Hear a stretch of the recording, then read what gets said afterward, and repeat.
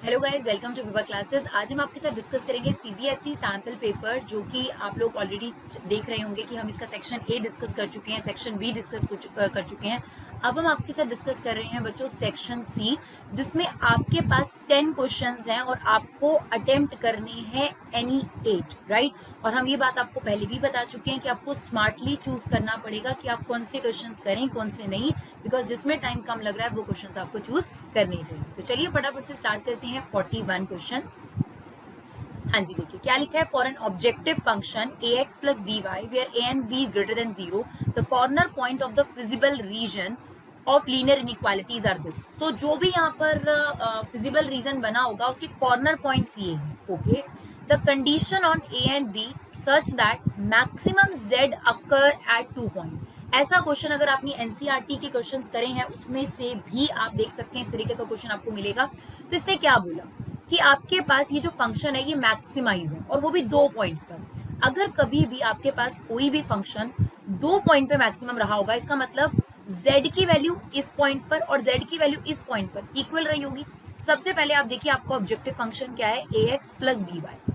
तो जो पहला पॉइंट है 30,30 वो हमने इसमें पुट करा, तो ये बन गया 30a प्लस 30b, राइट। दूसरा पॉइंट हमें दे रखा है 0,40, तो ये 0 हो जाएगा प्लस 40b। अब क्योंकि हमें कहा गया है कि इन दोनों पॉइंट पर आपका मैक्सिमम z था, इसका मतलब जो भी वैल्यू यहाँ पर आ रही थी, जो भी वैल्यू फॉर एग्जांपल m आ रही थी, जो भी सेम वैल्यू यहाँ आ रही थी, इसका मतलब आपके पास ये वाली चीज इसके इक्वल है। तो इन दोनों को हम इक्वेट कर देते हैं और यहां से आपको a और b में रिलेशनशिप क्लियर हो जाएगा। 30b वहां जाकर माइनस हो गया, that is 30a 10b। Now ये आ गया आपके पास 3a इक्वल टू b। तो आप ऑप्शन देखना शुरू करेंगे, आपको आइडिया मिल जाएगा। तो हमें b माइनस 3a दे रखा है, तो बिल्कुल सही है, b वहीं रखा है, ये 3a वहां जाकर माइनस हो जाएगा, तो b minus 3a equal to 0। That means option A जो है यहाँ पर करेक्ट ऑप्शन है, राइट। चलिए देखते हैं 42 क्वेश्चन। हाँ जी भैया, अब देखते हैं क्वेश्चन नंबर 42। अगर आपने एनसीईआरटी के एमसीक्यूज अच्छे तरीके से करे हैं तो आपको पता चल जाएगा ये एमसीक्यू जो है वो मिसलेनियस एक्सरसाइज में मेंशन है। तो एनसीईआरटी बहुत अच्छे तरीके से करें। इस सैम्पल पेपर से ये बात तो बहुत अच्छे तरीके से क्लियर हुई है कि जो बच्चे एनसीईआरटी को अच्छे तरीके से करेंगे वो इस सैम्पल पेपर का काफी पोर्शन कर सकते हैं। बाकी डेफिनेटली कुछ क्वेश्चन ऐसे हैं जो आपको थोड़ा सा सोच समझ के करने पड़ेंगे, और डेफिनेटली 12th क्लास में इस तरीके के क्वेश्चन एक्सपेक्टेड होते हैं। तो देखिए यहाँ पर आपसे बोला है for which value of m the line this is tangent to the curve. तो हमें आपके पास टेंजेंट की इक्वेशन दे रखी है, कर्व की इक्वेशन दे रखी है, और हमसे कहता है m की वैल्यू निकालिए। देखिए बहुत नॉर्मल सी बात है, टेंजेंट की इक्वेशन बनाने के लिए एक तो हमें पॉइंट ऑफ कांटेक्ट चाहिए होता है और एक हमें स्लोप चाहिए होती है। दोनों ही चीजें यहाँ पर नहीं है, ना तो यहाँ m है which is a slope of tangent, और ना ही पॉइंट ऑफ कांटेक्ट है। दोनों ही चीजें मिसिंग है। पॉइंट ऑफ कांटेक्ट क्या होता है, ये कर्व है आपके पास, parabola y square is equal to 4x, ठीक है। टेंजेंट होता है जो एक पॉइंट पर टच करता है। अब ये आपका पॉइंट ऑफ कांटेक्ट है h, k। ये पॉइंट पैराबोला पे भी होता है, यानी कर्व पर भी होता है, और टेंजेंट पे भी होता है। ना हमारे पास ये पॉइंट गिवन है, ना स्लोप गिवन है। तो हमारे पास कम से कम 3 वेरिएबल मिसिंग है, और 3 वेरिएबल के लिए आपके पास 3 इक्वेशंस का बनना जरूरी है, तभी हम 3 वेरिएबल निकाल पाएंगे। इन जनरल यही होता है। तो हमारे पास क्या गिवन है हम पहले वो देखते हैं। सबसे पहले देखिए हमें टेंजेंट की स्लोप निकालते हैं। कभी भी हमें टेंजेंट नॉर्मल का क्वेश्चन दिया हो, मैक्सिमम मिनिमा का क्वेश्चन दिया हो, या इंक्रीजिंग डिक्रीजिंग का क्वेश्चन, सबसे पहला काम आप स्लोप निकालने का करते हैं। तो हम भी यही करेंगे। y को यहीं छोड़िए, ये स्क्वायर रूट चला गया 4x, तो ये क्या होगा, 2 बाहर आ गया √x। अब हम इसका डेरिवेटिव ले लेते हैं dy/dx, 2 as it is. √x का डेरिवेटिव 1/2 √x। नाउ 2 से 2 बढ़ गया, आपके पास स्लोप आ गई 1/√x। अब हमने आपको जितने भी क्वेश्चन टेंजेंट नॉर्मल के करवाए हैं, हम आपको बार बार बताते हैं कि स्लोप को वेरिएबल में नहीं रहने देते, हमेशा उसमें पॉइंट ऑफ कांटेक्ट सब्स्टिट्यूट कर देते हैं। तो हमने यहाँ पर पॉइंट ऑफ कांटेक्ट को एज्यूम कर लिया h, k। तो अब आप क्या करेंगे, जो स्लोप है विच इज m बेसिकली, है ना, फिर टेंजेंट की स्लोप को हम m बोलते हैं, और यहाँ पर x की जगह हमने रख दिया h। क्लियर। एक तो m और h में ये रिलेशनशिप है, इसको छोड़ दीजिए। दूसरी चीज, अब आप बताइए जो h, k है, क्या ये टेंजेंट पे नहीं लाई करता? बिल्कुल लाई करता है। आप देखिए टेंजेंट की इक्वेशन पर भी लाई करेगा, सर्कल पे भी लाई करेगा। तो आप ये जो पॉइंट है ये टेंजेंट की इक्वेशन में पुट कर दो, y की जगह k, तो ये आ गया k is equal to mh plus 1, एक रिलेशनशिप ही हो गया। दूसरा रिलेशनशिप ये जो h कॉमा की है ये कर्व पे भी तो लाई कर रहा है ना, तो कर्व को भी सेटिस्फाई करेगा। तो यहाँ पर भी हम रखेंगे तो ये आ जाएगा k square equal to 4h। तो देखिए हमारे पास m h k तीन चीजें मिसिंग थी और हमारे पास तीन इक्वेशन इनमें बनकर आ गई है। अब हमारा काम स्मूथली होगा। तो देखिए हम क्या करेंगे नंबर वाइज। सबसे पहले हम यहाँ से h की वैल्यू निकाल देंगे। क्यों? अगर आप m की वैल्यू सब्स्टिट्यूट करेंगे तो m गायब हो जाएगा, जबकि हमें m निकालना है। तो कभी उसको मत सब्स्टिट्यूट करो जिसे निकालना है। तो एक काम करो, यहाँ से h की वैल्यू निकालो। सबसे पहले स्क्वायरिंग बोथ साइड करो, तो ये आ गया 1/h। रेसिप्रोकल कर दो, h की वैल्यू आ जाएगी 1/m²। ये जो वैल्यू आई है अब इसको इस इक्वेशन में पुट करो जो सेकंड नंबर पर है, राइट। ये फर्स्ट नंबर पे थी आपके पास, अब ये सेकंड नंबर वाली यूज करेंगे। तो यहाँ पर h की वैल्यू सब्स्टिट्यूट कर दो, क्या है आपके पास 1/m² प्लस 1। एक m से m कट गया, k की वैल्यू आ गई 1/m प्लस 1। अगर हम इसे सिंप्लीफाइड फॉर्म में करें तो 1 प्लस m/m, राइट। ये जो वैल्यू आपकी k की आई है, अब इसे उठाकर हम थर्ड इक्वेशन में रखने वाले हैं, राइट। तो चलिए फटाफट से इसे थर्ड इक्वेशन में सब्स्टिट्यूट कर देते हैं। तो यहाँ पर आपके पास आ जाएगा 1 प्लस m/m का होल स्क्वायर, और h की वैल्यू हमने पहले ही निकाल रखी है तो वो भी हम यहाँ पर सब्स्टिट्यूट कर देते हैं। अब इन दोनों पर अलग अलग होल स्क्वायर अप्लाई कर दीजिए, ये आ गया m² और ये आपके पास आ गया 4/m²। नाउ ये इससे कैंसिल आउट हो गया, राइट। अब ये जो स्क्वायर है ये इस पे स्क्वायर रूट चला जाएगा, तो ये स्क्वायर रूट चला जाएगा तो क्या आएगा +-2। एक बार 1 प्लस m को 2 के इक्वल इक्वेट करो और एक बार 1 प्लस m को -2 के इक्वल इक्वेट करो, और देखो m की क्या वैल्यूज आती है। तो एक m की वैल्यू आ रही है 1 और एक m की वैल्यू आ रही है -3। आप अपने ऑप्शन चेक करो और आपको समझ आ जाएगा कि यहाँ m की वैल्यू क्या हो सकती है। तो आप देख सकते हैं कहीं पे भी नेगेटिव वैल्यू नहीं है। ऑप्शन बी जो है यहाँ पर करेक्ट ऑप्शन है, राइट। तो option B is the correct answer. चलिए अब हम देखते हैं 43। इसमें आपको कहता है मैक्सिमम वैल्यू निकालिए इस फंक्शन की। और देखिए यहाँ पर x की वैल्यू 2 आपको खुद ही दे रखी है, क्लोज इंटरवल है कि x की वैल्यू 0 और 1 तो है ही है, और 0 और 1 के बीच में अगर कोई और वैल्यू आपको मिलती है तो वो भी लेनी है आपको। तो ये 0 और 1 तो पक्का हम फंक्शन में रखेंगे ही रखेंगे। और मैक्सिमम मिनिमम पता करने के आपके पास दो अप्रोच हैं। डेफिनेटली हम यहाँ पर फर्स्ट अप्रोच फॉलो करेंगे जब आपके पास एब्सोल्यूट इन्फॉर्मेशन होती है कि आपके पास एक से ज्यादा वैल्यूज होती हैं, तो आपके पास जो फर्स्ट डेरिवेटिव मेथड है वो आपके पास बहुत ज्यादा यूजफुल होता है। तो सबसे पहले देखिए ये फंक्शन गिवन था, इसे हमने मल्टीप्लाई कर दिया x² - 1 + 1, right. x² - x + 1 whole की पावर 1/3। सबसे पहले डेरिवेटिव n आगे आ जाएगा, इसकी पावर 1/3 - 1 तो -2/3, और जिस चीज ने x की जगह लिया उसका डेरिवेटिव दोबारा, तो ये कितना आ जाएगा 2x - 1। अब हमें क्या करना होता है, जो फर्स्ट डेरिवेटिव होता है उसे 0 के इक्वल रखना होता है। तो जो पूरा एक्सप्रेशन है ये 0 के इक्वल रखा जाएगा, तो 1/3 वहां जाके 0 हो जाएगा। एक तो ये अलग से 0 के इक्वल आएगा,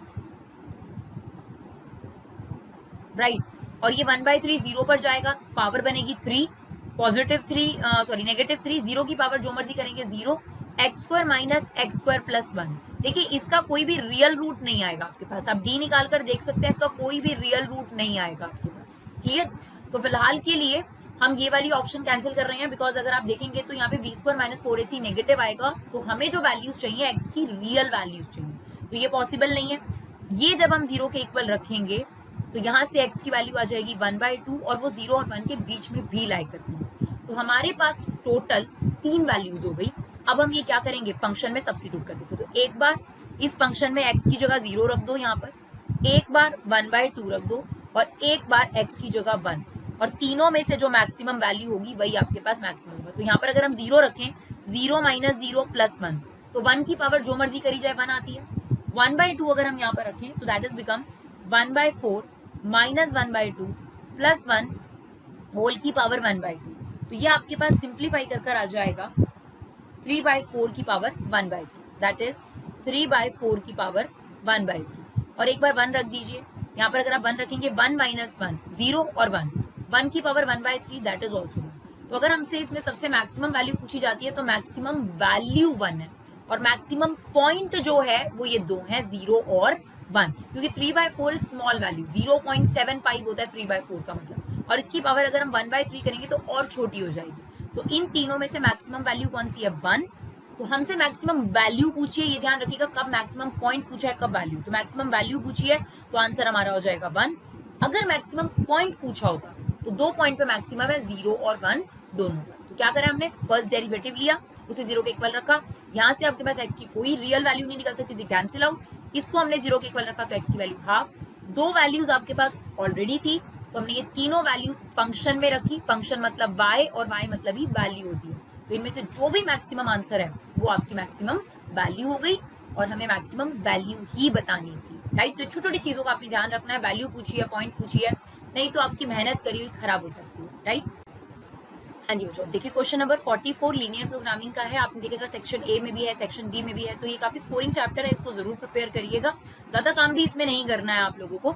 इसमें देखिए ना, linear programming problem, the constraint on the decision variables are this, तो आपको फिजिबल रीजन बताना है कि वो फर्स्ट क्वाड्रेंट में नहीं है या वो फर्स्ट क्वाड्रेंट में है, क्या वो अनबाउंडेड है, डजंट एग्जिस्ट, तो इसके लिए हमें थोड़ा बहुत डायग्राम तो बनाना ही पड़ेगा। तो फटाफट से इनइक्वालिटीज को इक्वालिटी में कन्वर्ट करो, ये वाली क्या हो जाएगी, x minus 3y equal to 0, ये तो y इज इक्वल टू 0 है जिसका मतलब होता है x एक्सिस, वो तो खैर हम फ्रेम करेंगे करेंगे, ये x equal to 0 which means y axis, वो भी हम फ्रेम करेंगे, और दूसरा है आपके पास x इक्वल टू 3, तो बेसिकली दो ही इक्वेशंस हैं, फटाफट से इसका सॉल्यूशन निकाल लेते हैं और प्लॉट कर लेंगे उसको रफली। तो x की वैल्यू 0 रखेंगे तो y की वैल्यू 0, अगर हम y की वैल्यू 1 रख रहे हैं तो x की वैल्यू आ रही है 3, तो फटाफट से अपना डायग्राम प्रिपेयर कर लेते हैं यहाँ पर, 1 2 3 4, आप भी इसे रफली ही बनाएंगे बट थोड़ा सा ध्यान से, क्योंकि रफ में भी थोड़ा एस्टिमेट्स का ध्यान रखना जरूरी है ताकि आपका डायग्राम थोड़ा ठीक बने।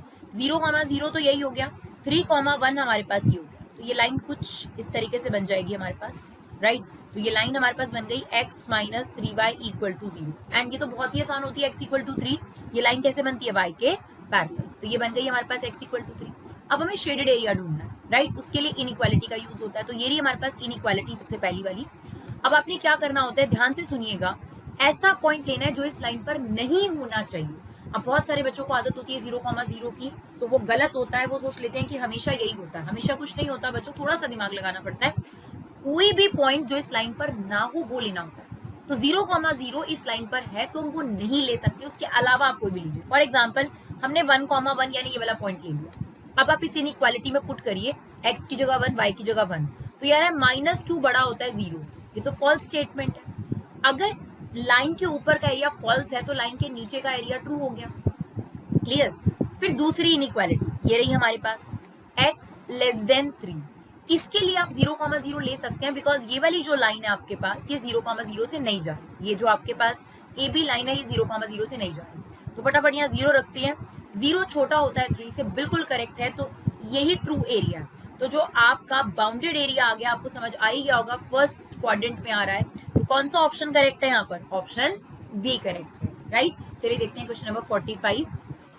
हाँ जी बच्चों, क्वेश्चन नंबर 45 देखते हैं, ये क्वेश्चन भी एनसीईआरटी का ही है, अगर आपने डिटरमिनेंट चैप्टर ढंग से देखा है तो ये आपको एमसीक्यू सी में मिलेगा। तो आपको दे रखा है ये ए मैट्रिक्स है और इसके डिटरमिनेंट, देखिए चारों ऑप्शन में डिटरमिनेंट ऑफ ए निकालने को कहा गया है, और यहाँ दे रखा है अल्फा की वैल्यू 0 से लेकर 2 पाई के बीच में लाई करती है, और 0 2 पाई भी हो सकती है, और आपको बताना है डिटरमिनेंट की वैल्यू इनमें से क्या आएगी। तो सबसे पहले तो हमें डिटरमिनेंट एक्सपैंड करना पड़ेगा, तो हमने यहाँ पर डिटरमिनेंट ए ले लिया है, प्लस माइनस प्लस 1 लिखा, ये वाली रो और ये कॉलम छुपाएंगे तो 1, माइनस लगता है, minus minus plus sine square alpha, right. फिर उसके बाद आएगा माइनस साइन अल्फा, फिर ये वाला कॉलम और ये रो हाइड करेंगे तो minus sine alpha plus sine alpha which is 0, जो कि हमने यहाँ लिखा है, राइट। उसके बाद +1 आएगा, तो ये वाला कॉलम और ये रो हाइड करेंगे तो this is sine square alpha plus 1, right. ध्यान रखिएगा, प्लस माइनस का ध्यान रखना बहुत जरूरी है कि बीच में माइनस आता है। तो हमने इसे सिंप्लीफाई करा तो देखिए ये वाला टर्म तो 0 हो गया, 1 plus sine square alpha, 1 plus sine square alpha, it's twice of 1 plus sine square alpha, तो ये हमारा डिटरमिनेंट आ गया। अब हमें ये जानना है कि इस डिटरमिनेंट का आंसर क्या हो सकता है, राइट। तो यहाँ पर देखिए आंसर दे रखा है कि इस डिटरमिनेंट का आंसर 0 है, तो ये कहना तो गलत होगा, 0 है ये वाला ऑप्शन, तो आप नो डाउट काट सकते हैं कि इसका आंसर 0 तो नहीं आएगा। अब देखते हैं मिनिमम आंसर क्या हो सकता है। तो हमें पता है कि साइन थीटा की जो वैल्यू होती है वो -1 से 1 के बीच में लाई करती है, राइट। अगर मैं इसी चीज को कंसीडर करके चलूं तो देखिए, अगर मेरे पास साइन अल्फा है तो उसकी वैल्यू क्या क्या हो सकती है, 0 हो सकती है, साइन अल्फा की वैल्यू -1 हो सकती है, और साइन अल्फा की वैल्यू 1 हो सकती है। एक बार एक्सट्रीम सिचुएशंस ले लेते हैं, तो फिर साइन स्क्वायर अल्फा की वैल्यू क्या हो सकती है, 0, अगर हम स्क्वायर करें, साइन स्क्वायर अल्फा की वैल्यू 1 और साइन स्क्वायर अल्फा की वैल्यू 1, यानी इतना कंफर्म है कि साइन स्क्वायर अल्फा की वैल्यू पॉजिटिव होगी, ये बात तो आप बिना ये करे भी जज कर सकते थे, राइट। इसका मतलब साइन स्क्वायर अल्फा की वैल्यू हमेशा पॉजिटिव आएगी। तो अगर ये पॉजिटिव वैल्यू आएगी और मिनिमम वैल्यू इसकी 0 है, अगर इसकी मिनिमम वैल्यू 0 हम रखें तो डिटरमिनेंट का आंसर क्या आ सकता है? 2 आ सकता है ना, यानी डिटरमिनेंट की वैल्यू 2 आ रही है। तो आप वो वाले इंटरवल कट कर सकते हैं जिसमें ये लिखा है कि 2 नहीं आएगा, ऑटोमेटिकली बी और सी कट जाएगा, क्योंकि ओपन इंटरवल का मतलब होता है कि 2 की वैल्यू नहीं आएगी। देखिए एक होता है क्लोज इंटरवल, इसका मतलब होता है कि 2 आएगा डिटरमिनेंट का आंसर। इसमें क्या लिखा हुआ है? ओपन इंटरवल, इसका मतलब होता है 2 से इंफिनिटी के बीच में, लेकिन 2 नहीं हो सकता, तो हमारा आंसर तो 2 आ रहा है। तो इसका मतलब ये वाला ऑप्शन और ये वाला ऑप्शन कट गया और आपका काम हो गया। लेकिन आप इसे और वेरिफिकेशन के लिए चेक कर सकते हैं। हमने आपको बताया साइन स्क्वायर अल्फा की वैल्यू अगर 0 होगी तो इसका आंसर 2 आएगा, और मैक्सिममली इसकी वैल्यू 1 अगर होगी तो 1 + 1 2, मैक्सिममली इसका आंसर क्या आ सकता है? 4। इसका मतलब इसकी जो वैल्यू है वो 2 और 4 के बीच में लाई करेगी, और 2 और 4 भी हो सकती है। तो अकॉर्डिंगली हमारा ऑप्शन डी जो है यहाँ पर करेक्ट है, राइट। चलिए देखते हैं, केस स्टडी आपको दी हुई है और बहुत इंपॉर्टेंट केस स्टडी है, ध्यान से समझिएगा। बेसिकली मैक्सिमा मिनिमा का क्वेश्चन जो है इसमें कंप्लीट लिया गया है और उससे रिलेटेड आपको 4-5 क्वेश्चंस बनाकर दिए गए हैं। जैसे कि आप लोगों को पहले भी पता है कि मैक्सिमा मिनिमा की वेटेज जितनी ही होती थी, तो उसी हिसाब से केस स्टडी मैक्सिमा मिनिमा पर ही बेस्ड ज्यादातर चांसेस हैं आपके पास आए। और केस स्टडी मैक्सिमा मिनिमा पर भी आ सकती है, प्रोबेबिलिटी पर बेस्ड भी आ सकती है, बट प्रोबेबिलिटी इस बार आपका नहीं है, तो आपका जो सब्जेक्टिव होगा उसमें आपके पास चांसेस है। चलिए फटाफट से केस स्टडी भी देखते हैं। हाँ जी, देखिए क्या क्वेश्चन दे रखा है। The fuel cost per hour for running a train is proportional to the square of the speed it generate in kilometre per our.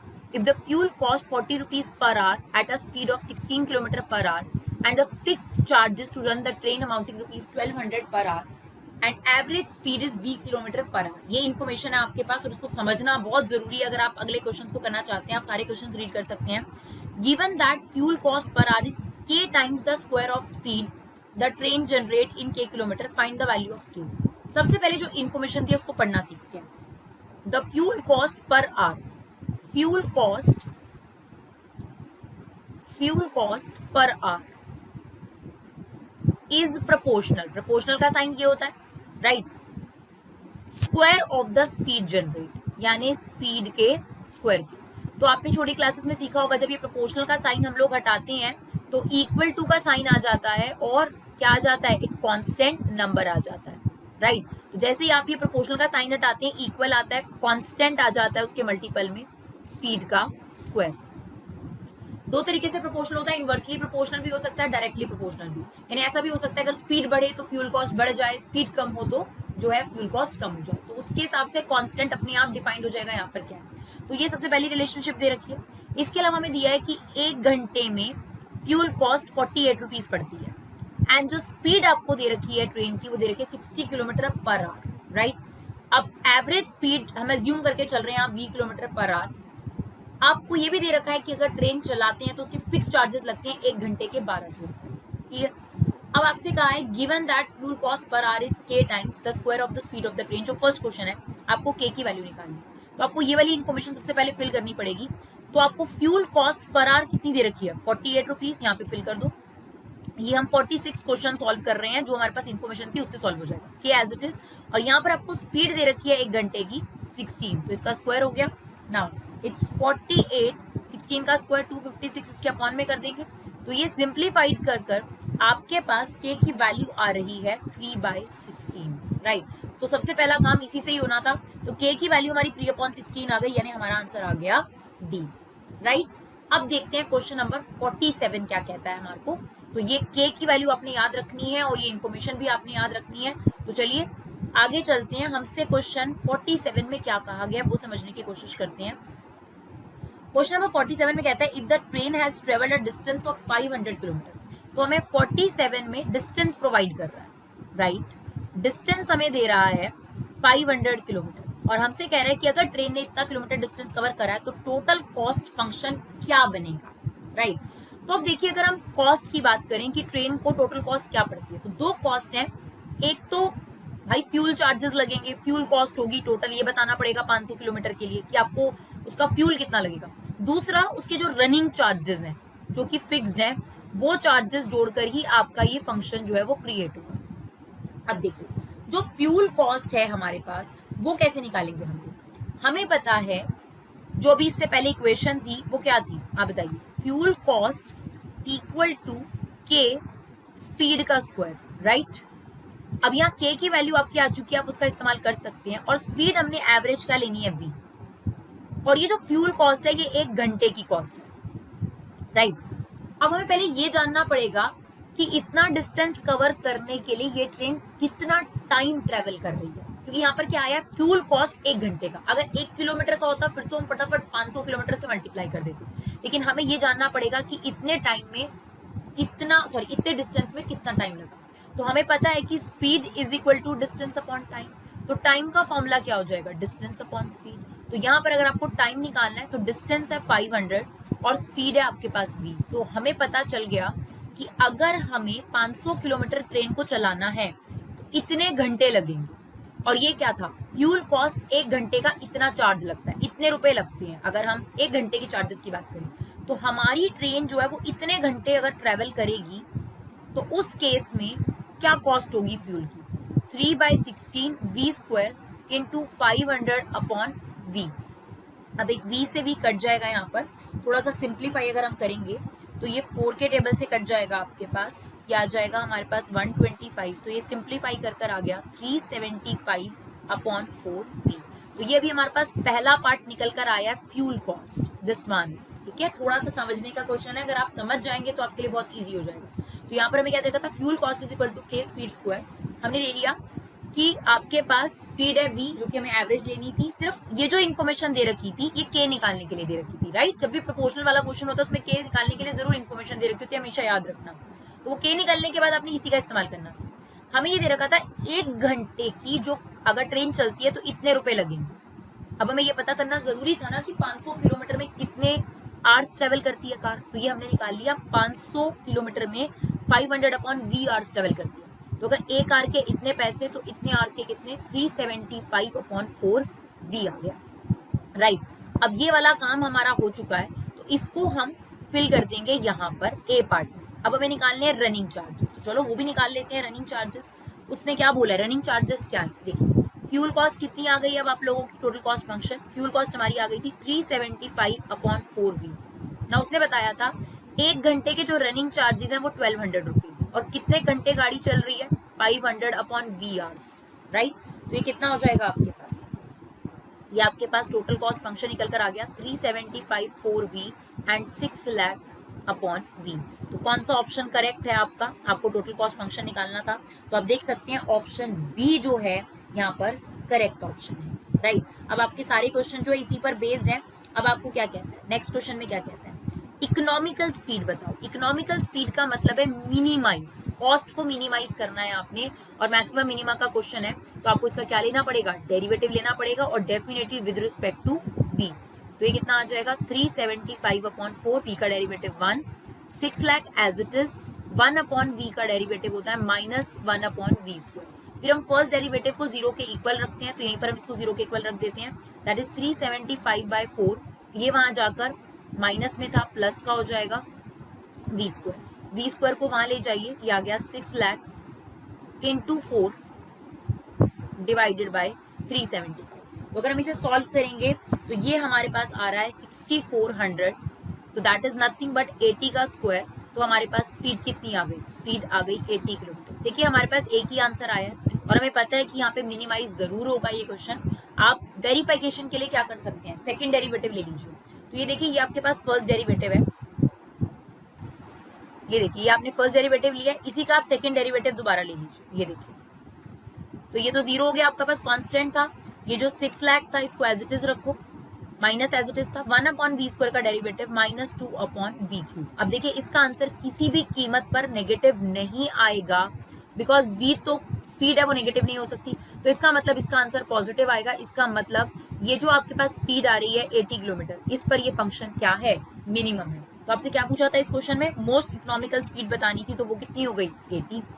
अब आपसे क्या पूछा है, फ्यूल कॉस्ट, ध्यान से सुनिएगा, फ्यूल कॉस्ट पूछा है 500 किलोमीटर के लिए, तो आपने फ्यूल कॉस्ट निकाल रखी थी, दैट इज 375 4 अपॉन वी, ये आपकी फ्यूल कॉस्ट थी। तो आपने अब v की वैल्यू जो है इसमें सब्स्टिट्यूट करनी है, और आपके पास आपका आंसर आ जाएगा। तो कितना निकल कर आ जाएगा हमारे पास, दैट इज नथिंग बट 7500 100। तो आपसे फ्यूल कॉस्ट पूछी थी तो ऑप्शन सी जो है यहाँ पर करेक्ट होगा, राइट। तो क्वेश्चन नंबर 49 भी हो गया।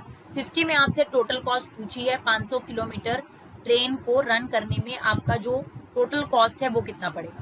तो अगर हम टोटल कॉस्ट की बात करें तो फ्यूल कॉस्ट हम ऑलरेडी निकाल चुके हैं 7500। अब हमें रनिंग कॉस्ट निकाल रही है, ये रही running cost 6 lakh upon v. तो 6 लाख को 80 से डिवाइड करेंगे तो ये भी 7500 आ रहा है, यानी कुल मिलाकर आपके 15,000 रुपए लगेंगे। तो देखिए अगर आप केस स्टडी को समझ लेते हैं तो आप उससे रिलेटेड 5 क्वेश्चन बड़े आराम से कर लेंगे अगर आपकी केस स्टडी समझ में आ गई। और अगर आपकी केस स्टडी समझ में नहीं आई तो मुश्किल होने वाली है, क्योंकि उससे रिलेटेड जितने भी क्वेश्चंस हैं वो कहीं ना कहीं से लिंक करती हैं, फिर फटाफट आपके पास हो सकता है। तो होपफुली आप लोग केस स्टडीज की प्रैक्टिस करेंगे। अगर आपको केस स्टडीज की प्रैक्टिस करनी है तो हमने इससे रिलेटेड वीडियोस भी अलग से केस स्टडीज की वीडियोस भी डाली हैं, तो आप लोग उसमें से भी हेल्प ले सकते हैं। आई होप आपका एग्जाम बहुत अच्छा आ जाए। मेरी तरफ से आपको बहुत सारी विशेष। Thank you so much guys for love and support. Keep supporting.